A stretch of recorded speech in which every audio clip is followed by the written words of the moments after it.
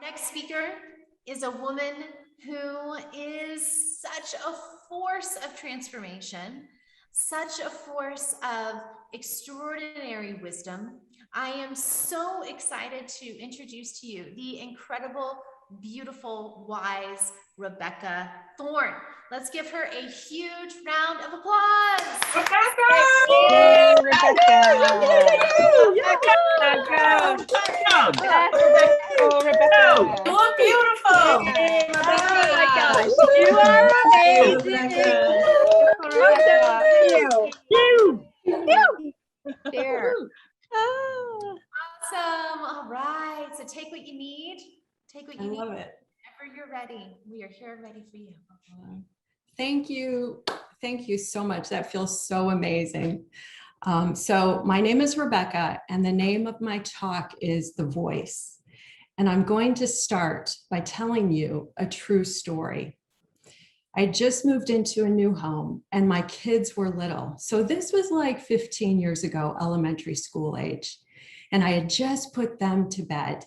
They had their bedtime stories read. They had their glasses of water.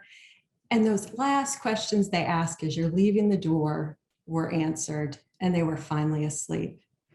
And I was still upstairs when I heard our newest family member downstairs starting to stir. This was Lucy, our new puppy, and she was ready to get out of her crate. Well, I didn't want her waking the girls up, so I just hustled down the hallway and I took a quick left turn and I took about 3 steps down. And all of a sudden, the oddest thing happened.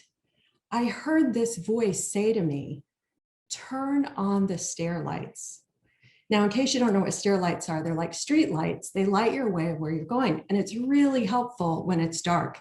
And it was dark then, but I immediately responded, "I'm fine." Such a typical mother response. And I just kept it moving. So I got down, I hustled down the steps. And I got down to the last step and I took a quick right to go into the room where Lucy was. And all of a sudden, bam, I was flat on my back laying in the foyer. And I heard, "Mom, are you okay?" I couldn't believe it. I woke the girls up. If I had only listened to that voice, I would have seen that I had one more step to get to the bottom. But that wasn't the worst part of waking the girls up. The worst part was that I broke my foot. Now, this talk is about how life completely changed when I started listening to the voice. It led me to myself. You could even say I had a spiritual awakening, but I didn't know that then. Because waking up to your higher self, that's a process. Now, that voice got my attention, but it's what happened after that changed the trajectory of my life. See, that broken foot, that slowed me down. And it really gave me space to notice that others can do things too. But honestly, as soon as I was able, I was just back at it. I was just back in that life running around being crazy. So several months had passed by. And that voice spoke to me again. I was carrying a laundry basket through the bedroom. And all of a sudden, I just froze. It was just another odd thing. And then I clearly heard that voice say to me, "You are unhappy. This life is not working out for you." Oh, well, that shook me up. And that got my attention because I knew it was the truth. I could feel it in my core. And see that voice, it wasn't shaming me or criticizing me. It didn't make me feel bad about myself. That voice, it sounded like me, but it came from a deeper place within. I consider it divine guidance. And that voice was telling me the quintessential truth of what I was denying within myself. Well, this created a huge challenge for me because hearing that voice, it put me in a pickle. Because if I listened to it, I had to be real honest about myself. And that was pretty scary. You see, I've spent years figuring out how to do life the right way. Often I felt like an outsider and I wanted to be an insider. I learned the rules of what you're supposed to do to fit in. And I learned how not to listen to myself. So I had to decide, who was I going to listen to? Others or the voice? Well, I wouldn't be giving this talk if I continued to listen to others. So I started building a relationship with myself. I started becoming my own best expert. I realized no one else can make me as happy as I can make myself. No one can possibly know all the details of me. I lived by this mantra, and I always said to myself all the time, I can have joy. And that got me through some really rough times. And it kept me focused on what I was going for. My life became easier, and my unsolvable problems, they became solvable. Now, sure, I still have plenty of challenges, but they're not hard like they used to be.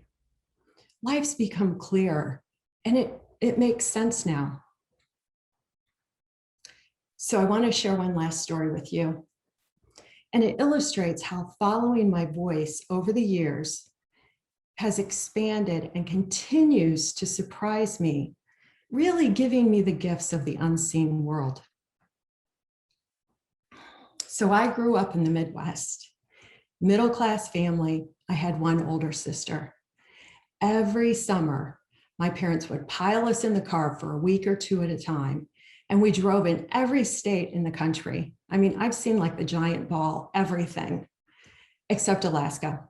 I remember when we were in Mount Rushmore, we got back in the car and my dad turned the car on, and on the radio, they announced that Elvis Presley had died. And I remember when I was around 10, we were in Las Vegas, and my parents took us to a pizza parlor, and it was kind of dark, and there was a slot machine in the back. And so they let us pull the lever to see if we could win some money. I think I won some nickels. My parents loved us, and I know not everyone gets a family like mine. So we were really lucky. So when they aged into their 80s and their health started to decline. Now in 2018, my mom was 86 when she transitioned out of her body. She was the first to leave. My parents had been married for 65 years. My dad had Alzheimer's. And so when mom was in hospice and we were all there, he was there too. But he couldn't remember because he had no short-term memory. So for the last 2 years, Dad had always been looking around for mom, always asking about her, until last December. That's when he left his body. He was almost 88. Now you see, he got sick and he stopped eating and he stopped talking and he just stopped moving and he just laid in his bed. And I knew he was leaving, but it was so painful. Was he in pain? Was he suffering? I kept wondering, did his mind feel trapped in his motionless body? Now, have you heard the saying, ask and you shall receive? Well, I find that to be very true.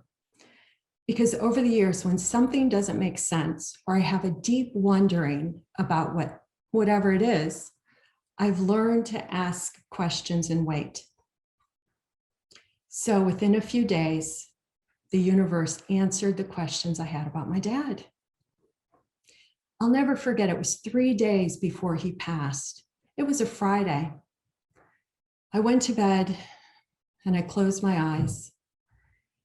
And all of a sudden I could see mountains and bright colors and geometric shapes. I mean, it felt like I was flying. I started at the bottom of the mountain and I flew up to the top of the mountain. It was real, but it wasn't real all at the same time. I was awake and I felt my body in my bed. I could feel my husband sleeping next to me. But I was seeing something else. And I didn't understand what was going on. So I asked, what is this? Where am I? And then I heard my dad's voice. It was so clear. He said, hey, honey, Come join me. I'm visiting all the places we went to on vacation. I mean, he was so happy. Like all the heaviness of this lifetime, the burdens that he carried around, they were gone. He was having a really good time. And all my worries just completely dissolved away because I knew he wasn't in pain and he wasn't feeling fear. His soul was energetically unwinding from his body. He was having an experience of love. So that following Monday morning, he left. He passed and transitioned. And that afternoon, I sat outside on my lanai and the sun was warm and I closed my eyes and I dropped into a space of meditation. And then I heard my dad's voice and he said, "There you are. I've been looking for you everywhere." However, this time he wasn't talking to me because I saw my mom. He was talking to my mom. "Where have you been?" he asked my mom. And I'll never forget, she looked over at me and she always had this like cute little playful eye roll. And then she just turned and grinned at Dad. You see, if you knew my mom, you would know she was too kind to tell him that she'd been there waiting for him all along. Now, my story, I know, is really unusual. Most people aren't even aware they can have these experiences, or they don't talk about it. I mean, so often when you're different, you're made to feel crazy. And to me, not talking about it, that is what's crazy. Because everyone has this ability. We're born this way. Now, I heard a voice in my head. That's what got my attention. But you might get goosebumps, or some people smell something that tells them to pay attention, or others might have daydream and have a vision, or you could have just this really strong inner knowing. It can be really different for each person. I work with clients every day, helping them tap into their unseen world to solve their problems, and you can do it too. You just have to start noticing. Just like my mom quietly waited for my dad to find her, your higher self is waiting for you too. So, how do you do this? You start by giving your mind a break. Just like me, you've probably learned to put the mind in charge of everything. No wonder it gets panicky and anxious and it gets depressed. It's so confused sometimes because it's doing all the work. It's overworked. It's exhausted. And that's just not how we're designed. We are so much more than our mind. We have a powerful heart. It's our body's largest electromagnetic field. Your heart sends more information to your brain than your brain sends to your heart. You can tap into your greatness through your heart. It's your pathway to the unseen world. So right now, I invite you to set an intention to be open for direct guidance. Check in with your heart. Put your hand on it. Listen for your voice. Be curious, ask questions, start noticing. Make this a daily practice and watch yourself unfold and expand into your greatness.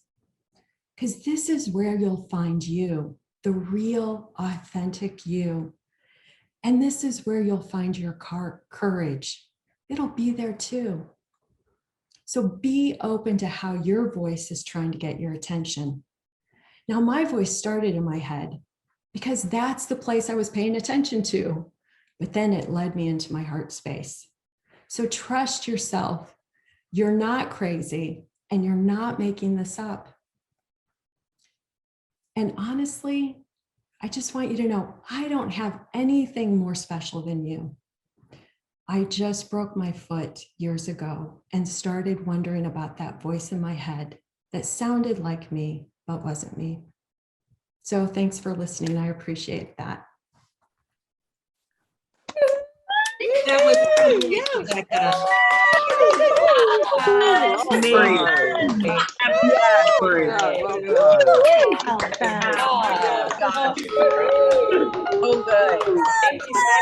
good. So good. Excellent. Awesome. Oh, Rebecca, wow. Wow. Just wow. All right. Who wants to go? Reflect back to her. What'd you love?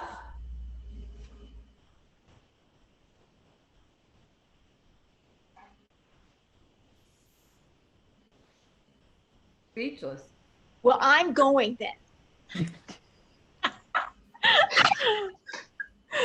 Rebecca,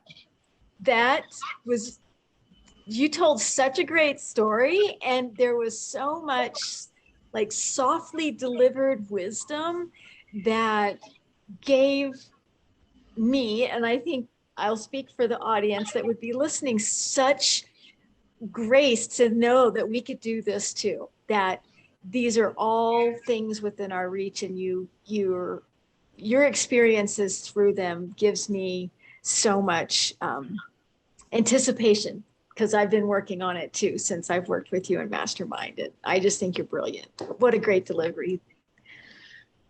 So beautifully done. Beautifully celebrated as well. All right. Who else? Go ahead and pop in. Share with her. What did you love? Either what moved you? What inspired you? And I'm seeing the chat has just been exploding for about 5 minutes. So you can also see in there. But even if you wrote something in the chat, lean in, share with Rebecca. Rebecca, that so spoke to me so much. And I so loved how you talked about how that voice, you first heard it in your head and then you heard it in your heart. But when you talked about hearing from your heart, I placed my hand here. And it was so amazing, because I've got to get back to that space, because I've lost myself in that space. And so that was so amazing to give us. It wasn't anything that wasn't accessible.